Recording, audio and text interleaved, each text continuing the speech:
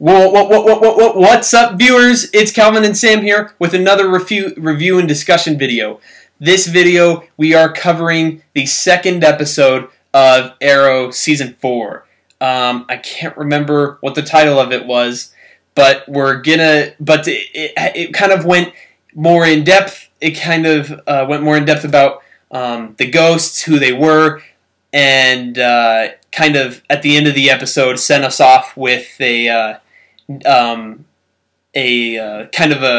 the next episode is going to be about, or what the next couple of episodes are going to be about. Kind of went a little more in depth about how Oliver needs to change as the Arrow. What he's going to do differently as the Green Arrow. So let's start this timer off, and we'll get into it. Okay. So the beginning of the episode, we see the group fighting a bunch of ghosts at some warehouse or something like that. Not real ghosts. I mean, I guess we should say spoilers. Spoilers. Yeah. But the ghosts are these like mercenaries, I guess, that are hired by Damien Darhk, sort of. Yeah, hired or like forced to work for him. I'm still not sure, or maybe they're like loyal to him. I'm not sure if there's. I don't know exactly what they are. But yeah. But that opening scene was pretty cool, where they're fighting. They're all kind of doing their teamwork kind of thing. Yeah. John Diggle had his stupid helmet again that I still can't get over. But luckily, he was only in for a few seconds for the episode, and then it was gone. Thank goodness. But we did get to see more Damien Darhk, which is he's a really cool villain. The actor who plays him, I think his name is Neil McDonough. Neil McDonough. I don't know. His name ends with a GH, so I don't know if that's O is in doe or F is in cough.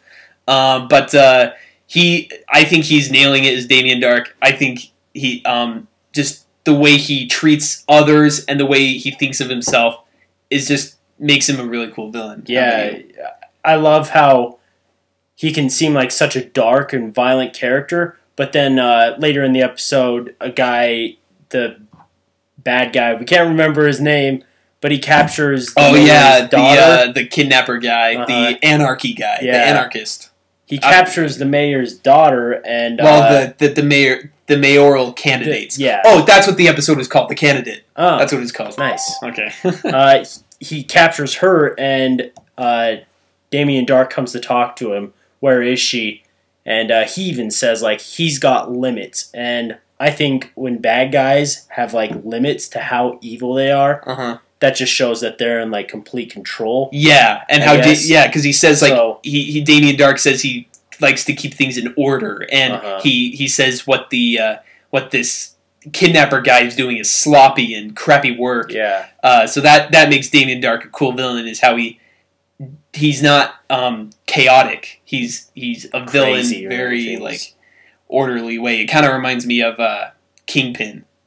Kind of. I mean, he was kind of more professional, except when he lost his cool. Then, but that's different TV show, so we're not going to talk about that.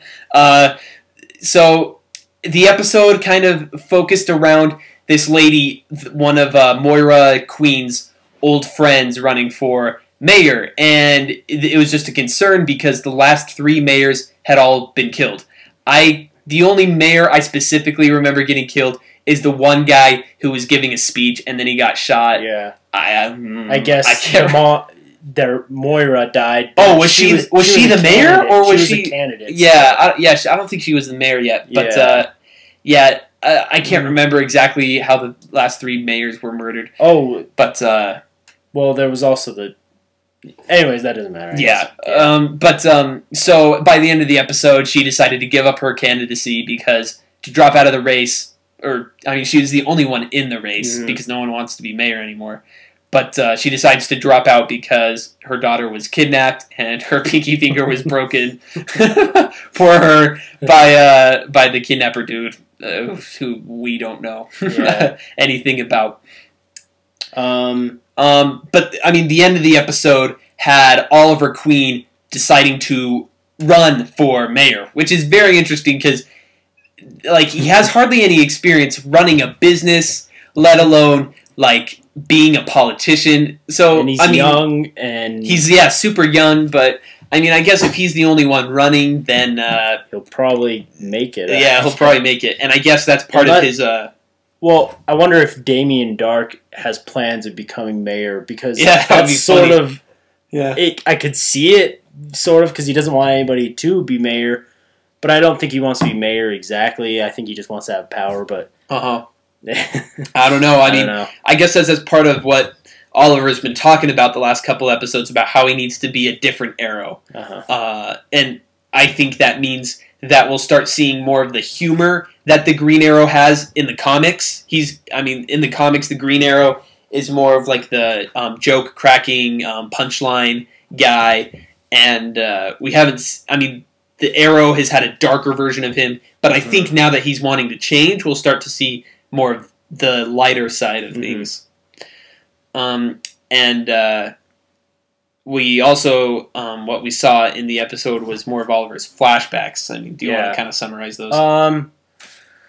It's basically just going off of the last episode. He's landed on this island, and the island that he first crashed. Yeah, the Ming Mon. I don't know, some Chinese name. I can't remember the name. Some Asian name.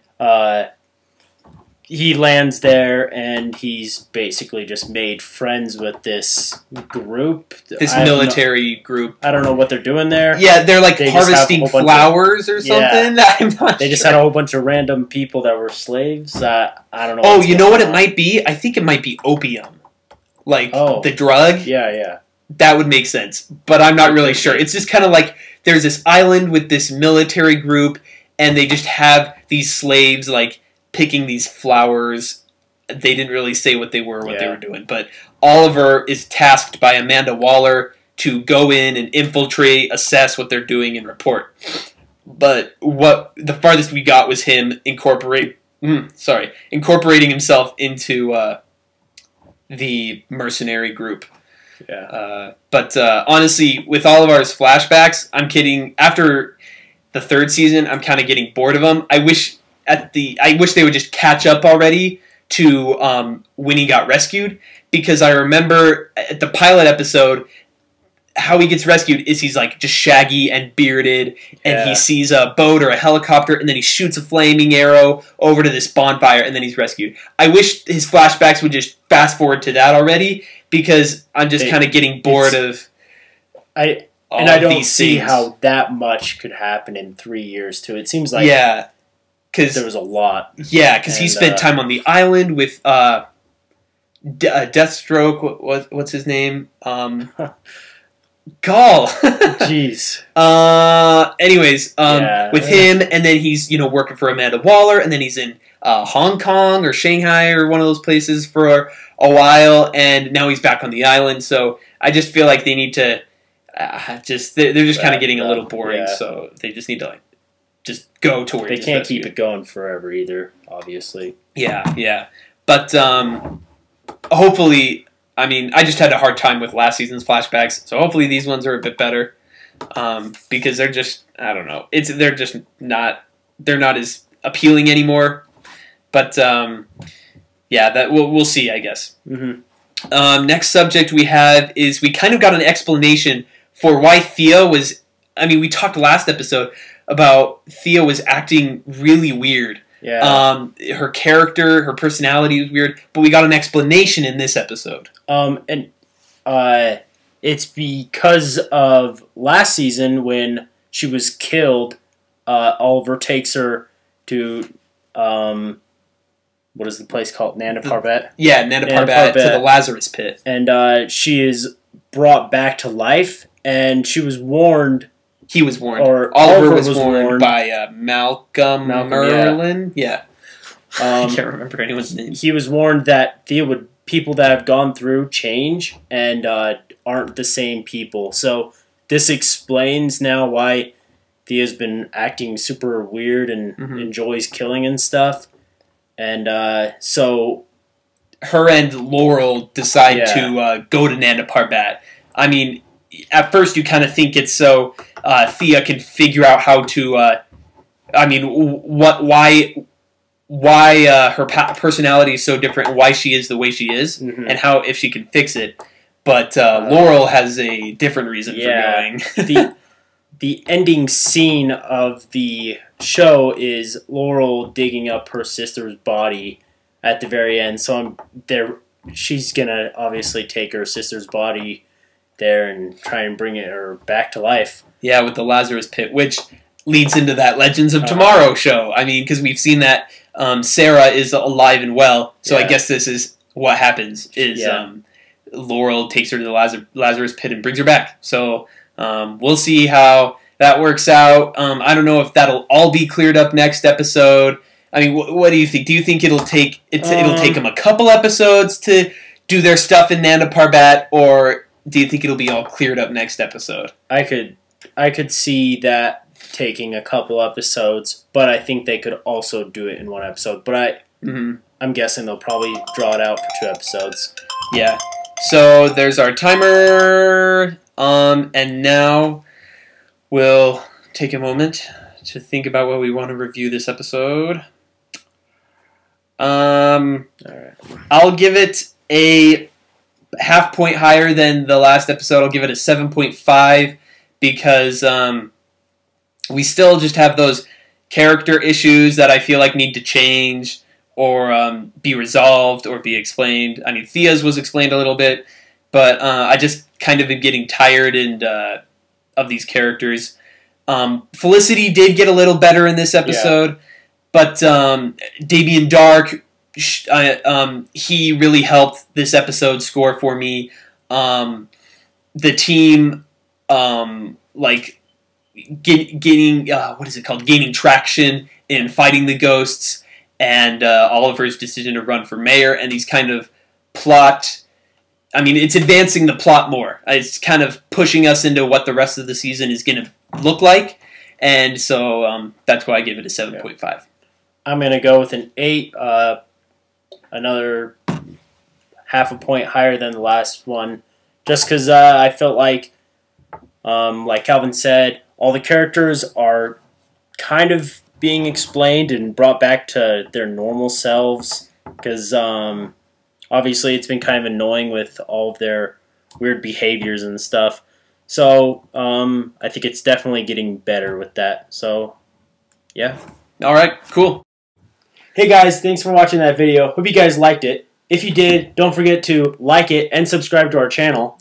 Make sure to look forward to future review and discussion videos. Tell us what you thought about the latest episode in the comments, and we hope you stick with us for our other review and discussion videos. Thanks for watching. Bye!